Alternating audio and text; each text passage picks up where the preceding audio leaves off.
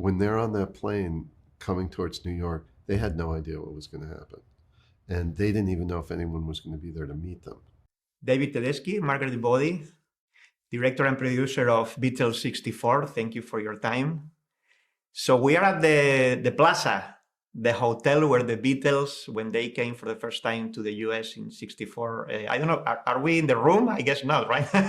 We're apparently on the floor, but not in the room. Okay. And they had the entire floor. So I don't know that anyone was staying in this room, but no one else was. It was part of the Beatles landscape.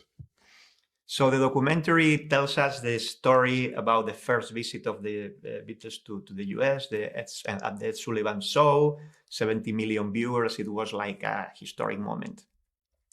And we knew about that, but I guess in the process of doing the documentary, what did you learn that you didn't know about the Beatles? I would say that it's not what I learned about the Beatles themselves. One imagines that all of this was preordained, that of course they're going to be tremendously successful and everybody loved them. But in fact, when they're on that plane coming towards New York, they had no idea what was going to happen. And they didn't even know if anyone was going to be there to meet them. That was one thing. And then sort of a corollary to that is how much there was an establishment that didn't like rock and roll and didn't want them to succeed, and even at the very beginning of our film, we have, which aired the day they came to New York, the great war correspondent, Eric Severide, comparing Beatlemania to the German measles. And there's several. We have another point where John Lennon is reading just the audio, a review from Newsweek, and it's a nasty review. That surprised me, but it's, they managed.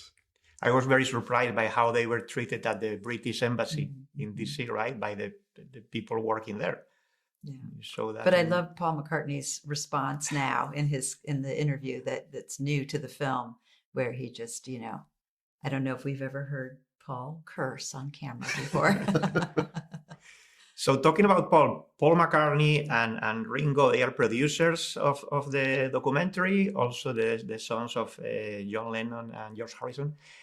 But we see both talking now about that time, Ringo and Paul, but not together. Did you try to have them at the same time on camera, or you didn't want that? It was always, they were always going to be individual interviews. I mean, for practical purposes, really. I mean, they both live in different cities, and one of the ideas was to capture something very unique and special with each of them. So with Ringo, it was a lot of his incredible memorabilia and personal, wardrobe and his drum kit, from 1964. So we wanted to be in that space. And then with Paul, he was opening a show at the Brooklyn Museum with all of his beautiful photographs from February 64. So it made sense to have them interviewed separately. And do you think the Beatles still appeal to the younger generations today? I think the Beatles appealed to all generations. Sure. Younger, older, middle-aged. One of the things that's striking in the film is how young they are and how young their fans are. And it's preserved, like preserved in amber. You see it. George was 20 years old. Ringo was 23 years old. And the rest of them were somewhere in between. They're a young band, and they've been together a long time, and you see what a tight band they are. Thank you so much, and congratulations for the documentary. Thank you so much.